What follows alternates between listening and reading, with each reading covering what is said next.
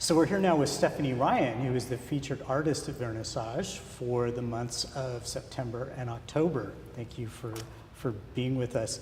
Thank you for having me. Your show is, it's pretty intense. I was looking at it before we sat down. There is a lot of meaning there. But you were telling me that one of the major themes is hysteria. So can you tell us a little bit about that? Yes, I became interested in hysteria about 2 years ago.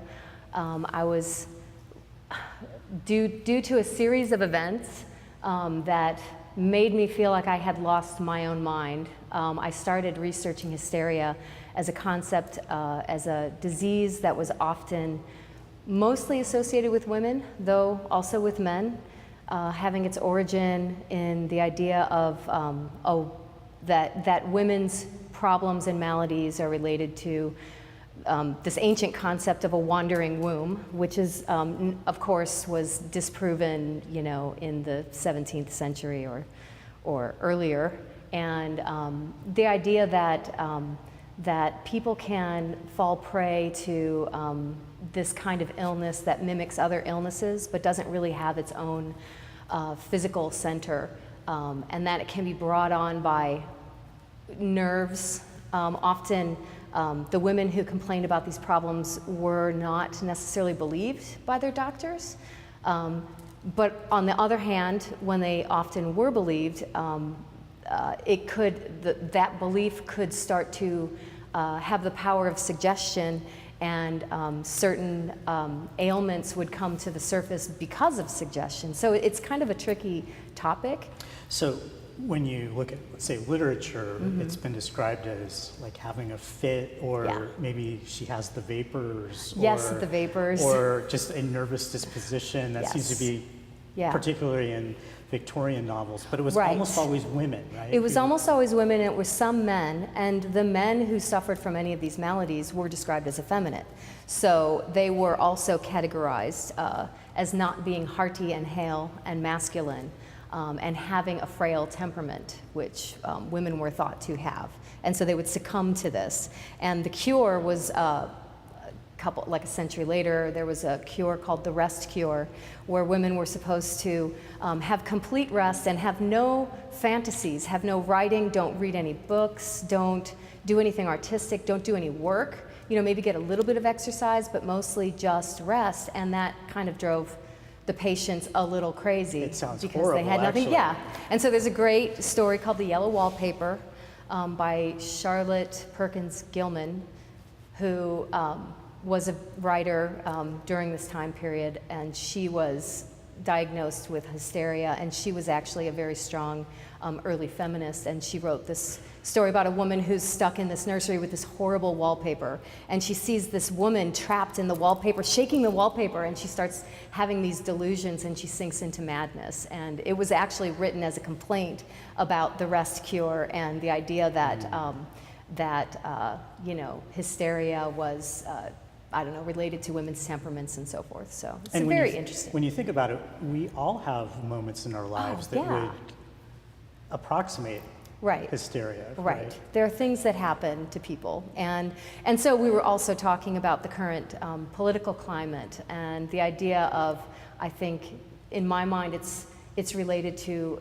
issues of mass hysteria, or issues where people can, in some ways, be isolated because of the ability to do so. You can order your groceries, you can go online and do your banking, you don't have to talk to anybody, and you may choose who you want to talk to, and it may be a very narrow channel of people that you're talking to.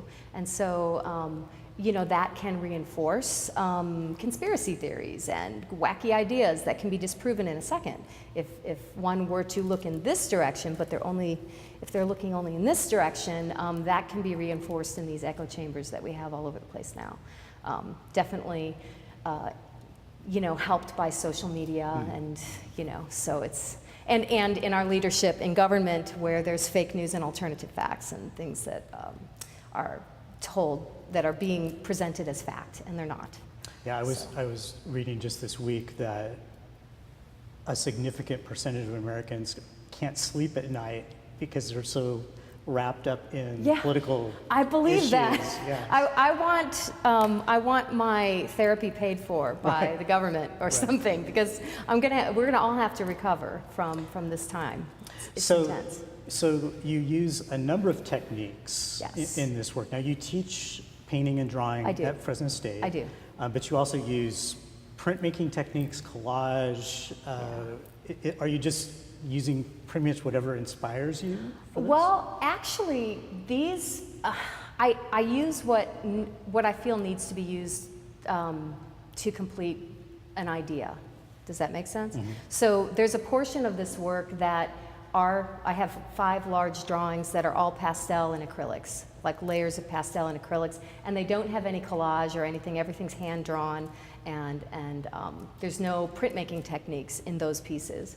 And those are made to go with these pieces. And these, when I make these, I think of them as kind of thinking pieces. They help me understand the ideas. So some of the images are hand drawn, but many of them are pulled from, I find, imagery. I find copyright-free imagery. I was telling you from a medical textbook, like of copyright-free images of women being acted upon by doctors, you know, and they're so odd, they have no description. And so it helps me to kind of, when I look at these things, I think, yes, that's what I need. And I pull that from this space, and I pull this from this other source, and this, and I start to put them together, and then it starts to make sense to me. So it's almost like free association with some limits. And then I draw and paint and pull them together, and so they speak to me as much as I don't know how much I control them, I guess. I don't have an idea when I start, except that I'm working on Hysteria, and I'm being drawn to visual images that then begin to tell me a story. So you mentioned medical textbooks, and one of the works has an image of a woman, and you mentioned being acted upon by a doctor. We're not really sure what's going on in that situation. It's Right. open to interpretation. Yes. But what else can you tell us about that work? It's called The Adjustment, right? Yes, Okay. it's called An Adjustment. An Adjustment. And then I think with this one I have a subtitle that was Who Would Believe Me? And so I'll leave that open to interpretation, but it's about, you know, a woman, you know, I found this image in a textbook, and a woman is having some sort of adjustments. There were a series of images where this well-dressed Victorian lady somebody has a man with a jacket and male hands, I mean, I'm assuming, a doctor is doing adjustments to her face and her head. And so to me that seemed like the perfect type of image for this piece, because it's kind of about being acted upon and also about taking action. There's like a dichotomy there. It's an interesting, it's about the subconscious and dreams, and there's definitely a predatory wolf that is scary in the background. There's a bunny. And there's a bunny. And the bunny actually Yeah. plays a role in Yep. other works of yours too. Yeah, right? the bunny's always been me. And so the bunny was an actual, I've still got it. It's a stuffed bunny that is so well worn. It's very much like the Velveteen Rabbit. It's worn, it's totally falling apart. My daughter always wants to play with it, and I'm like, oh, it's totally falling apart. I've patched it and everything, but it's kind of this lumpy bunny. And it was my best friend and my talisman when I was a child. It was like my little protector, and I always kept it with me. And it's really the only thing I have from my childhood, really, that's from my childhood, because everything I have is gone, you know? So it's an interesting, it keeps reappearing, so.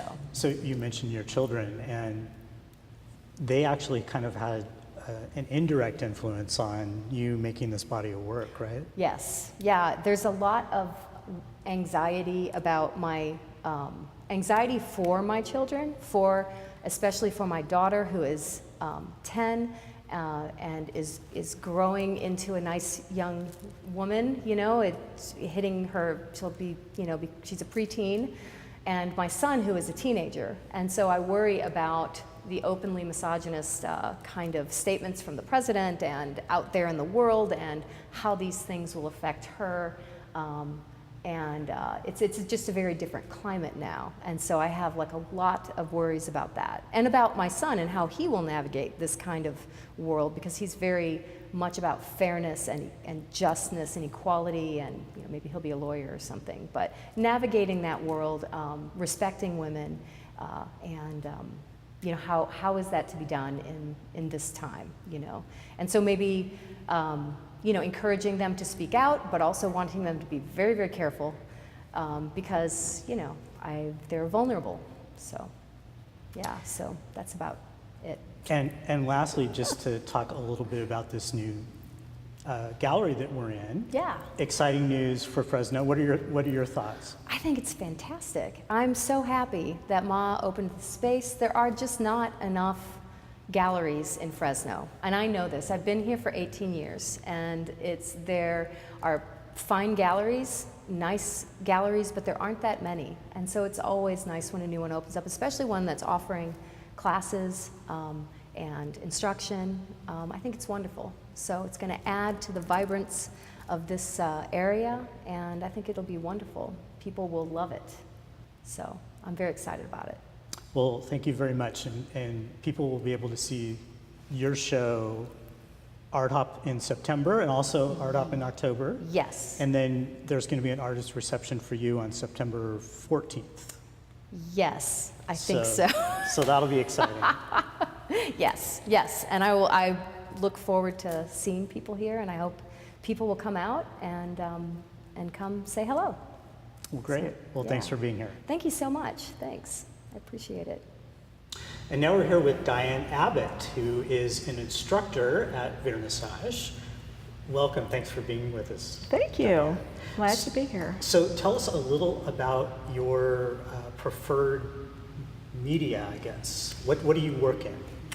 Well, I work in a variety of different mediums, but one of my favorites is encaustics, which is an ancient Roman Greco medium, and they started it by using encaustic for sealing their ships, the joints in the ships, because of course it made it impervious to water.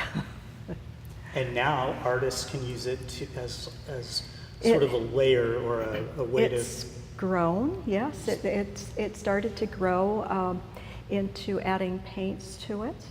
And the Egyptians were pretty famous for doing the tomb paintings, Fayum tomb paintings. And those have lasted through the centuries and are very good examples of what they did, because bugs don't like encaustic, and mildew doesn't like it. So it's really protected those paintings, and they were the face paintings that they would place onto the tombs. So you are going to be teaching a special one-day class that's coming up. One day, yes. And is that for people who have never even tried encaustics? Okay, so this is a way that they can get a good introduction to that. It's like a beginning workshop, and also for those who have taken it before but maybe just want a little better understanding. We go into a lot of information. I can tell you, I give so much more information than when I first started taking the workshops. It's like the Holy Grail is getting a smooth surface on the wax, and the first classes I took, that was about it. That's what you worked on, but I go into much, much more. The materials, the safety, the different techniques. So you should have everything you need to know to go home and set up your own studio and start working. And tell us again, what date is that workshop? October 27th. It's from 10 to 4. So it's a pretty intensive introduction then. Yes. I mean, so many times I've done workshops, people don't even want to stop for lunch. And sometimes it's hard to get people to look up. It's like, I'm going to do a demo now. It's like, I'm busy. So it's like, okay. So they will work around that, but there's like a lot of information. So we are sitting in this beautiful space, and it's always exciting to have a new gallery. Yes, it that is. To enhance our cultural scene. What are your thoughts about that? Are you excited that you're associated with Vernissage? Absolutely. I'm really happy to be here. I love, having the gallery here, and I'm glad that Ma has opened it, and, it is encouraging other artists to come in.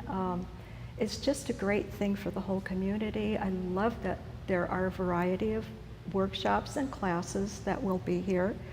And I know he's working on adding to those too. And I think it's just a really good thing for all of Fresno, the whole area. Well, and it's so nice that you and other artists are willing to teach others to kind of pass on that knowledge. It really makes it a kind of a shared experience. Yes, and it's always great to take from other instructors, and I always encourage, like, people who take encaustic from me to don't leave it at that, but go out and take further classes with other instructors to grow. Well, thank you very much. Oh, you're so welcome.